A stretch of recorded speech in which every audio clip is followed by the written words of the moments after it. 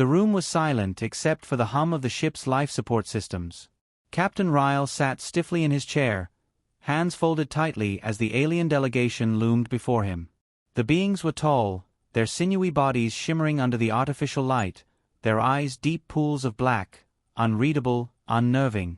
This was the fifth species humanity had encountered in the last decade, and each meeting started the same way, with tension and suspicion. But this time, something was different. There was no talk of war or demands. Instead, the alien leader stepped forward and uttered words no one expected. "We don't kill humans." The translator hummed, repeating the phrase in its cold mechanical voice, but the meaning hit the crew like a physical blow. A murmur rippled through the humans, confusion spreading like wildfire. Ryle leaned forward, eyes narrowed. "Say that again?" The alien leader, towering at least 8 feet tall, tilted its head slightly, its expression impossible to decipher. "We do not kill humans. No species does." The words echoed, hollow and bizarre in their delivery. Lieutenant Graves, always quick with sarcasm, muttered under his breath, "Well, that's a first." A few nervous chuckles came and died quickly as the gravity of the statement sank in. Captain Ryle rose to his feet, his voice measured but tight. "Why?" The alien's black eyes fixed on him. "Because we know what happens when humans die." The crew exchanged glances, unease turning to dread. "And what happens?" Ryle pressed, his voice firm but edged with uncertainty. The alien paused, its long fingers interlocking as though considering its response carefully. "When you harm a human, when you kill one of your kind, it is never just a death. Humans grieve, humans rage, and then humans change. You become something else." The temperature in the room seemed to drop a few degrees. The silence stretched, heavy with the weight of something unspoken. These creatures, advanced enough to traverse galaxies, powerful enough to bend lesser civilizations to their will, were afraid. "Change into what?" Graves asked, his voice thin and dry. The alien leader turned its head slightly, the light catching its iridescent skin. "Weapons. You become weapons that cannot be stopped." The room erupted into whispers.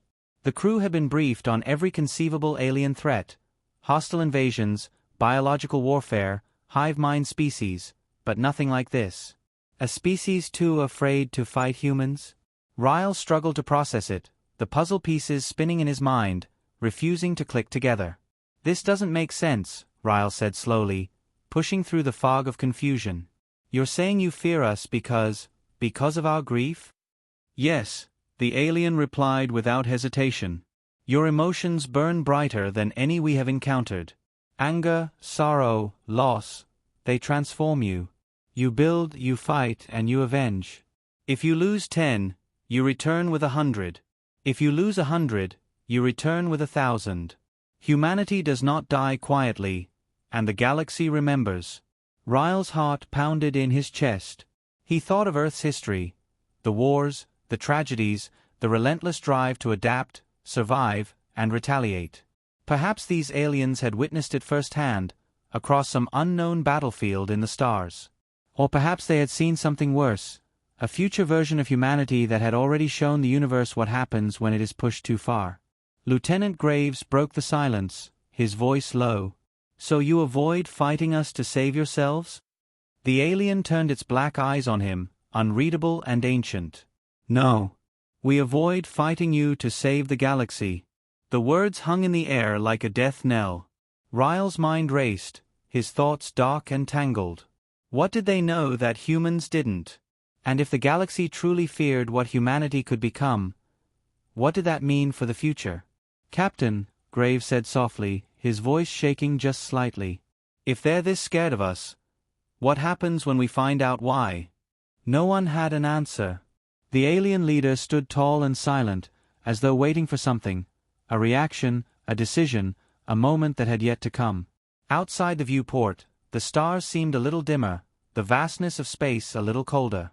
Somewhere out there, Ryle thought, was the truth about humanity. And it terrified him that he might live long enough to learn it. The ship's atmosphere felt heavier than before. Captain Ryle paced the bridge like a predator in a cage, his mind circling the alien's words on repeat. We don't kill humans. It wasn't a warning, it was a plea. A plea born from fear. Captain, Lieutenant Graves said, breaking the tense silence. Orders. Ryle stopped mid-step, eyes locked on the viewport.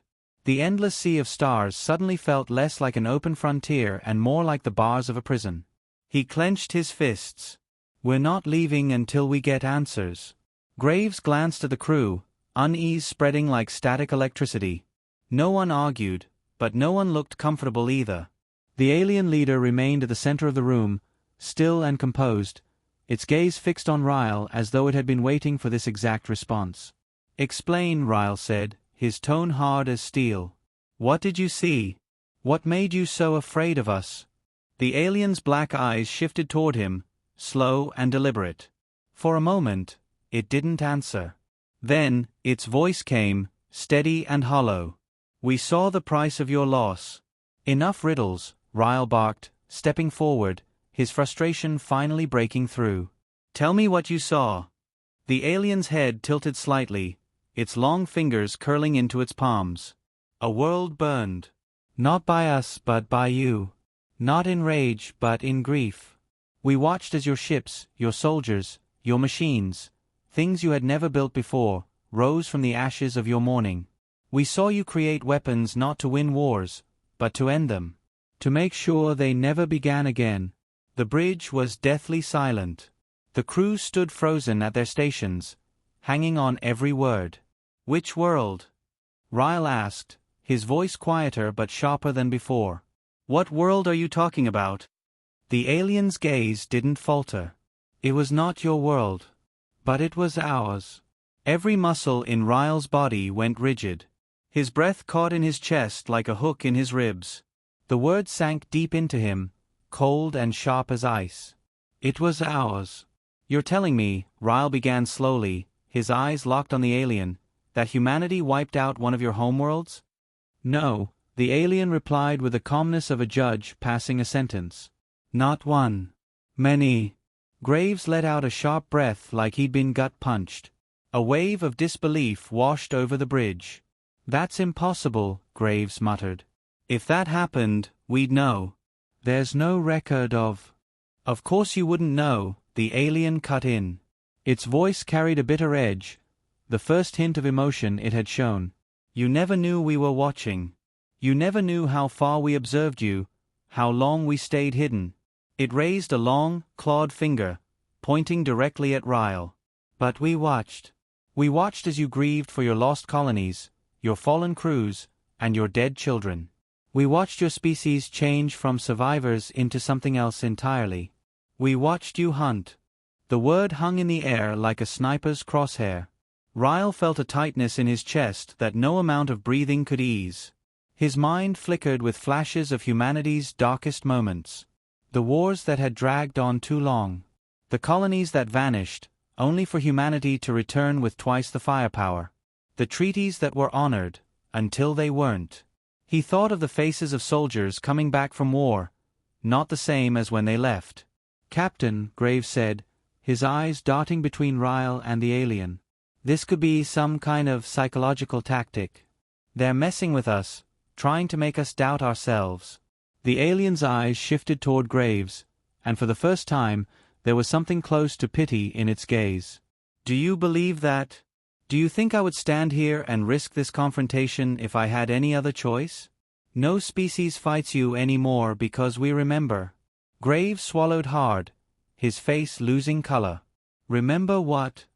The alien's eyes locked back on Ryle. We remember the silence. The crew glanced at each other, their confusion plain. But Ryle knew. His eyes shut for a brief moment, as if he could close himself off from the memory. But it was already there, clawing its way up from the depths of his mind. He knew exactly what the alien meant. The silence. That unspoken moment of pure stillness on every ship, every outpost, every colony after tragedy struck. It was never broadcast, never recorded, but it was felt. It was the quiet before humanity did the unthinkable. No speeches, no rallying cries, just the stillness of decision. Is that what you're afraid of? Ryle asked softly, his eyes narrowing. The calm before the storm? The alien stepped forward, closer than it had been all this time. Its shadow loomed over the crew, and even Graves stiffened at its approach. Yes, it said, its voice barely more than a whisper. Because we know what follows it. Ryle stared into the alien's eyes, and for the first time in a long time, he didn't feel like the apex predator in the room. What follows it? He asked, his voice barely above a breath. The alien's words came slowly, as if speaking them aloud was a burden. Vengeance. The cold crept back into Ryle's bones. He thought of every time humanity had suffered a catastrophic loss. Every time they'd been betrayed, invaded, or exploited. He thought of the names of ships that vanished, colonies that had gone silent, crews that never came home. Each time, humanity had returned stronger, faster, and far more brutal than before. He didn't want to admit it, but he knew the alien was right. He'd seen it too. He'd been part of it. The silence was a signal, not for retreat, but for retribution. You said no species kills humans anymore, Ryle said, his eyes dark with understanding. Is that why you're here? Are you here to make sure that doesn't change? The alien was quiet for a moment, then nodded slowly. We are here to offer you something we have never offered before. And what's that? The alien leaned in close, its face mere inches from Ryle's. A warning. Captain Ryle didn't flinch. He didn't step back. His heart pounded, but his gaze didn't waver. You think we need your warning? No, the alien replied, its eyes locked on Ryle with grim certainty. We need you to heed it. Silence once again took hold of the bridge, colder and sharper than before. The crew watched their captain, waiting for a response, but Ryle gave none. His gaze remained fixed on the alien, eyes like stone. Bridge crew, Ryle said finally, his voice steady and commanding. Battle stations. The crew jolted to life, hands flying over consoles, the tension snapping like a live wire. Graves spun toward him, eyes wide. Sir. You heard me, Lieutenant, Ryle said calmly, never breaking eye contact with the alien. Get every system online. Shields, weapons, all of it. If the rest of the galaxy's afraid of us, I want them to remember why. The alien took a slow step back, its gaze fixed on Ryle with something bordering on admiration, or terror. You misunderstand, Captain, it said softly. This is not an enemy fleet approaching. It is something worse. Then you'd better hope we're as terrifying as you think we are, Ryle shot back, his voice colder than the void beyond the viewport. A sudden pulse echoed through the ship's sensors. Alarms flared. Graves' eyes darted to the incoming signal. Multiple contacts. Captain. They're not broadcasting any signatures. Shadows, the alien muttered, its eyes wide for the first time. They're already here. Ryle's jaw tightened. His voice was ice-cold, razor-sharp. Graves. Open comms. Send a message to every human vessel in range. Graves hesitated, fingers hovering over the console. What do you want me to say, sir? Ryle's eyes burned with the fury of 1,000 sleepless nights. Tell them the silence is over. Graves tapped the command. The message broadcast in every direction, a signal with no subtlety, no disguise. Across the stars, every ship, every colony, every soul with a receiver heard it. The silence had ended, and humanity was awake. The darkness outside the ship's viewport was no longer empty. Shadows moved with purpose, subtle flickers against the cold backdrop of distant stars. They weren't natural, and they definitely weren't random. Captain Ryle knew the difference. Predators didn't announce themselves with grand displays. They circled quietly, testing for weakness. Multiple vessels closing in, Captain, Graves reported, his voice tight with barely contained dread. His fingers danced over the console, pulling up trajectory data. They're using minimal power signatures, barely registering on sensors. If we weren't looking for them, we'd have missed them entirely. How many? Ryle's eyes never left the viewport, his gaze locked on the shifting shadows. At least 7, Graves replied, then hesitated. No. 12. They're coordinating, sir. Surrounding us. The bridge went still. No one needed to say it, but everyone felt it. It wasn't an ambush. It was a hunt. Shields up, Ryle ordered, his voice like thunder. Weapons live. Target tracking on anything that moves within 500 meters. I want every gun ready to fire at my command. The hum of energy surging through the ship systems vibrated beneath their feet. Consoles glowed brighter as shield grids activated and weapon stations came online. The crew moved with machine-like precision, their training overriding the rising fear in their veins. But they weren't just afraid of the unknown ships out there. No, they were afraid of the man standing at the center of it all, Captain Ryle. The alien watched quietly from the corner of the bridge, its gaze sharp but still. If it felt any fear, it didn't show it. "You're making a mistake," it said. "No," Ryle replied without looking at it. "I'm making a decision." A low chime echoed from Graves' console. "Incoming transmission, sir." "It's audio only." Ryle raised a hand. "Put it through." Static buzzed, crackling like distant thunder. Then a voice, low and distorted, slithered into the bridge like a cold wind through a broken window. It wasn't human. It wasn't even close. Surrender the human vessel. Simple. Direct. Not a demand. An inevitability. They weren't asking. They were stating. The crew glanced at Ryle, waiting for his answer. Graves slowly shook his head, eyes locked on his captain. "They're trying to rattle us, sir. They want us to break before they move in." Ryle leaned forward, his face bathed in the glow of the targeting readouts.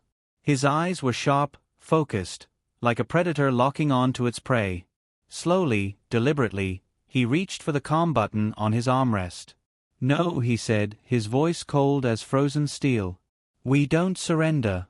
The silence that followed was different this time. It wasn't the uneasy quiet of prey before the hunt. It was the stillness of a predator ready to strike. The kind that makes the air feel heavier. The kind that makes every second stretch into eternity. The alien took a slow step forward, eyes narrow with urgency. "You think your defiance will impress them, Captain? You think they'll hesitate because of your resolve?" It shook its head slowly. "They've seen what happens when you're pushed too far. That's why they're here. They don't want to break you. They want to contain you." "Then they should have brought more ships," Ryle muttered, never taking his eyes off the viewport. His fingers hovered over the fire control interface. "Graves, tell me about those shadows. What do you see?" Graves' fingers tapped across the console, pulling data streams onto the screen. "They're fast. Small ships, maybe crewed by 1 or 2 each. No capital ships detected, but if they're running light, they could be carrying disruptors or boarding craft." He paused, his eyes narrowing. "They're trying to box us in, Captain. They're hurting us." Ryle's lips twisted into a smile that wasn't a smile at all. It was something colder, sharper. "Good.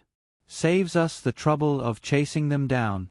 The alien hissed, stepping closer to him. "You're being reckless. They have more ships. They have more time. They are not afraid of you." Ryle turned slowly, his eyes locking onto the alien with an intensity that could burn holes through steel. "They will be." Another chime echoed. Graves' console flashed red. "They're charging weapons, Captain. They're done playing games."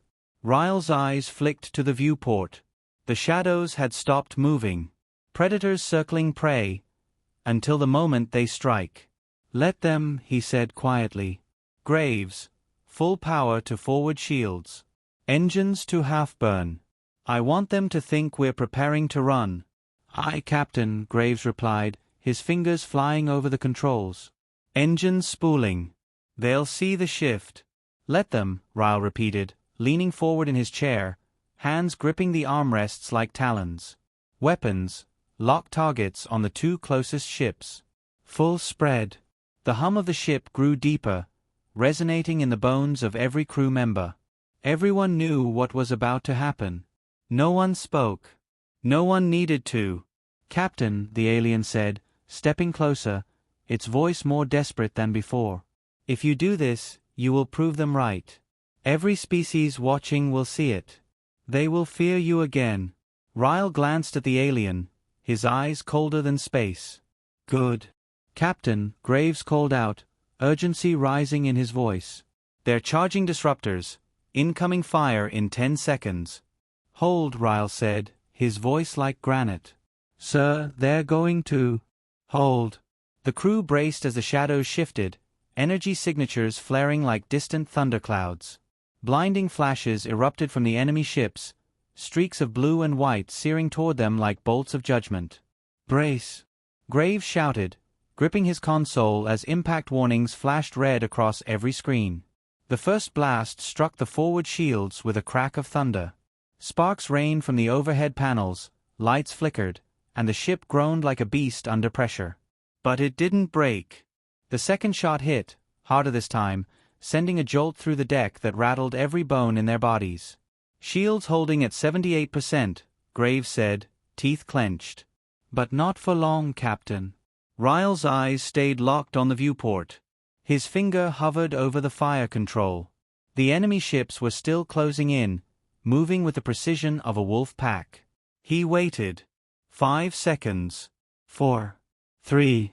Now. Full burn, Ryle ordered. Fire everything. The ship surged forward like a lightning bolt, engines roaring as it shot toward the enemy line.